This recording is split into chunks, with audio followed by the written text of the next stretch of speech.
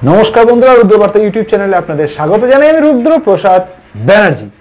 आज के रुद्रबार्ता शुरू करार आगे बोले दी चैनलटा सबस्क्राइब करबेन। भिडियोटा यदि भालो लागे आमार भिडियोटा पुरो देखार परे यदि भालो लागे ताहले अवश्यई लाइकटा करबेन एबं कमेंट्स करबेन, जानाबेन आपनार एई विषयटार उपर कि रकम लागलो ना लागलो। कारण विषय यदि ना जानाते पारेन ताहले आमि किन्तु आगामी दिने सचेतन होते पारबो ना बा आमि भालो करछि कि मन्द करछि सेटाও जानते पारबो ना। काजेই आमि चाइबो आपनारा आमार साथे थाकुन एबं चैनलटा सबस्क्राइब करुन एबं कमेंट्स करुन एबं लाइक करुन। देखते थाकुन आजकेर रुद्रबार्ता।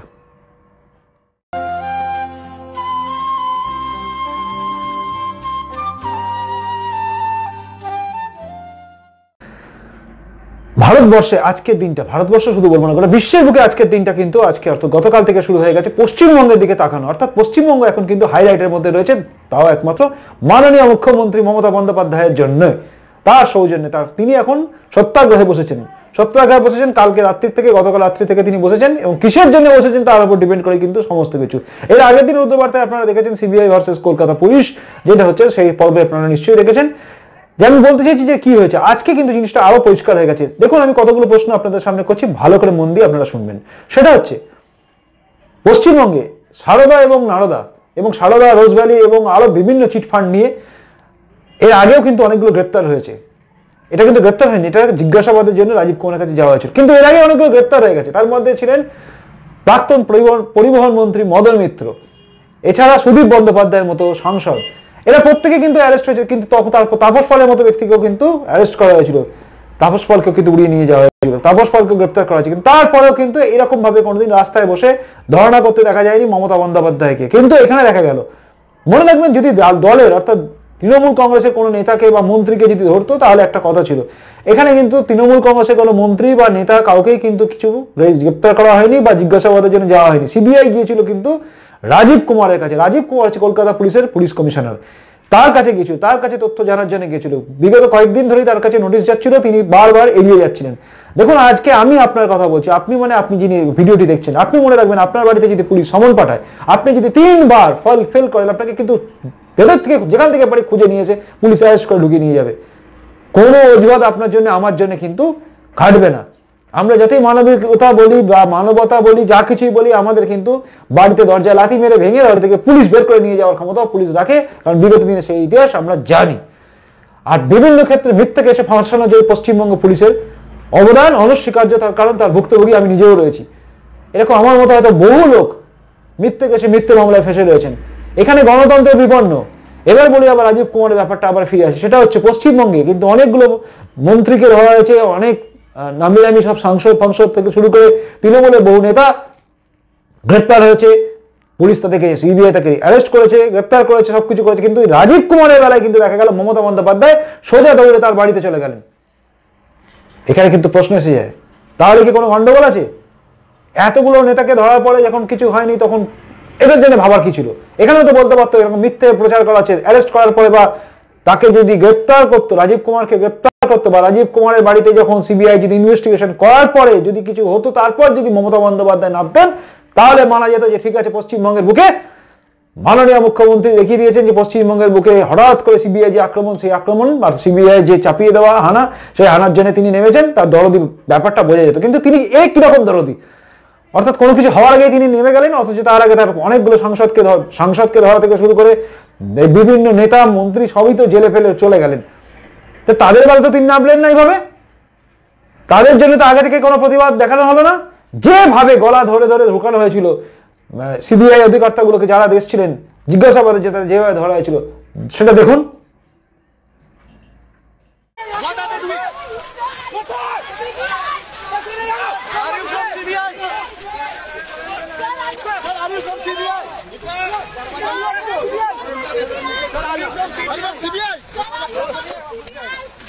नहीं जाएंगे सर, आपने फोर्स भी देखेंगे हो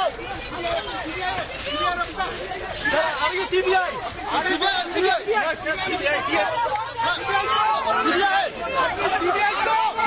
ये मुझे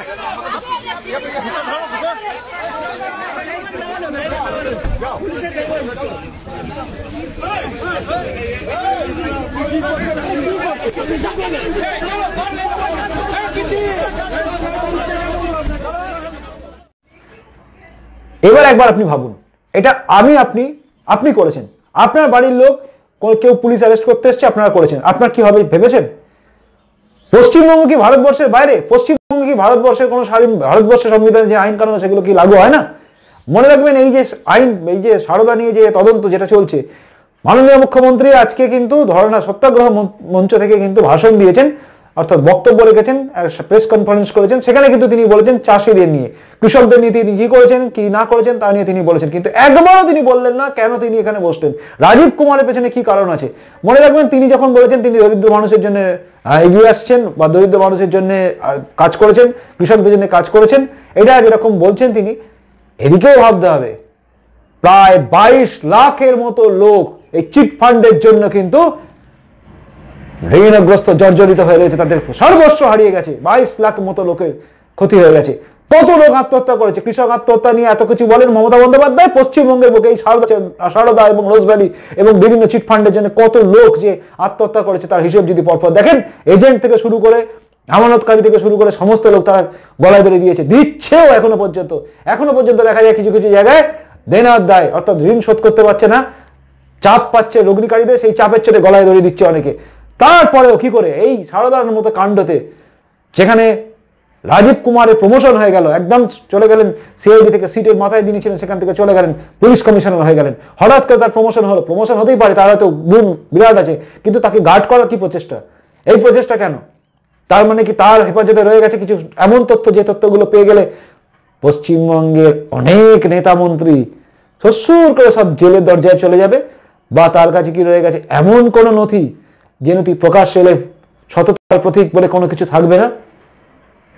নাকি তার কাছে রয়ে গেছে এমন কিছু জিনিসপত্র যেগুলো সিবিআই পৌঁছে গেলে ক্ষতি হয়ে যেত, তাই জন্য কি আটকে দেওয়া হলো এই ধর্ণা বা সত্যাগ্রহ? সত্যাগ্রহ মানে কি? সত্যের জন্য যাহারা বসে থাকে। এখানে সত্য কি? সত্যকে ধামাচাপার জন্য বসে থাকা লোকগুলো, অর্থাৎ যিনি বসে আছেন সত্যকে ধামাচাপা দেওয়ার জন্য। মনে রাখবেন, রুদ্রবার্তা কিন্তু স্পষ্টভাবে আপনাদের বলে দিচ্ছে, জাগুন আপনারা।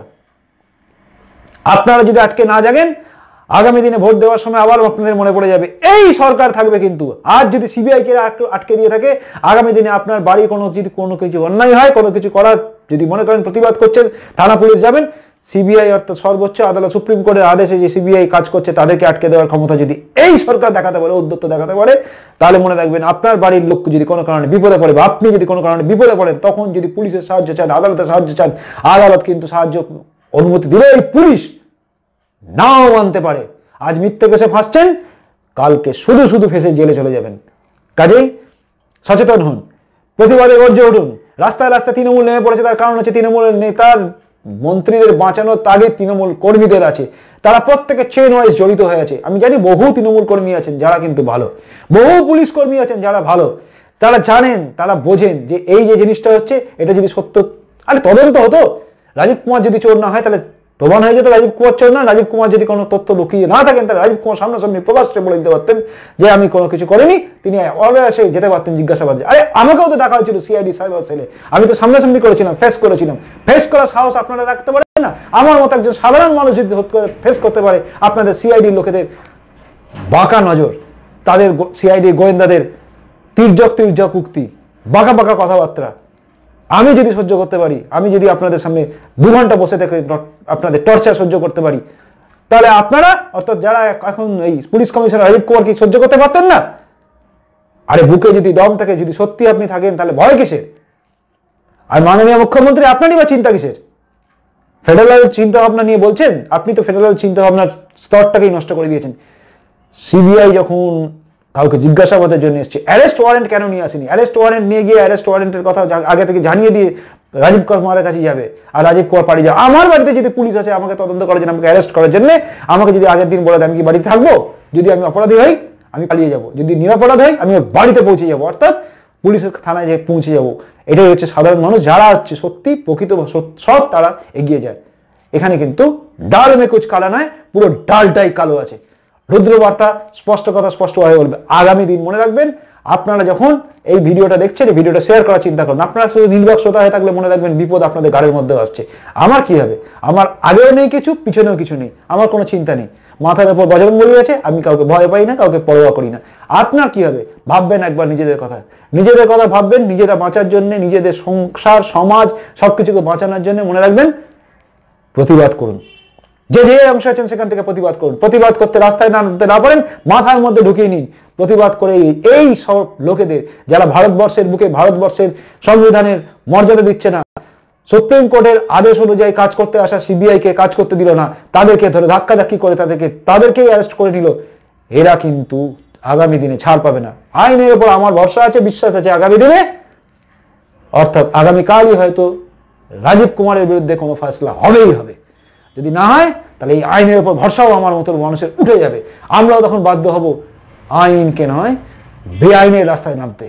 কারণ বহু লোকের টাকা ঝেড়ে দেওয়া, লুটপাট করে নেওয়া, কোটি কোটি টাকা ঝেড়ে দেওয়া, হাজার কোটি টাকার কেলেঙ্কারি, এই সারদা কেলেঙ্কারির মতো জায়গায় যদি সিবিআই কাজ করতে না পারে, লজ্জা আপনার আমার সবার। অনেক লোক মারা গেছে, ভাববেন তাদের কথা। চিটফান্ড কাণ্ডে প্রচুর লোক মারা গেছে। আরে আপনারা ভুলে যান, আত্মবিস্মৃত জাতি, তারপরেও বোতামটা টিপে দেন আমাকে দেখে দিন বলে ভোট চেয়েছিলেন মমতা বন্দ্যোপাধ্যায়। আজ মনে রাখবেন, উনি কিন্তু বাঁচাতে নামছেন রাজীব কুমারকে। আগামী দিন কিন্তু ভয়ঙ্কর, কাজেই মাথায় রাখুন। আজকের মতো এইটুকুই। নমস্কার, বন্দে মাতরম, ভারত মাতা জয় হোক, জয় শ্রীরাম। এখনকার মতো রুদ্রবার্তা শেষ হলো। দেখতে থাকুন রুদ্রবার্তা, চ্যানেলটা সাবস্ক্রাইব করুন। ভিডিওটা ভালো লেগে থাকলে লাইক করবেন অবশ্যই। সবাই ভালো থাকুন, শান্তিতে থাকুন এবং রুদ্রবার্তা রেগুলার দেখুন। ধন্যবাদ।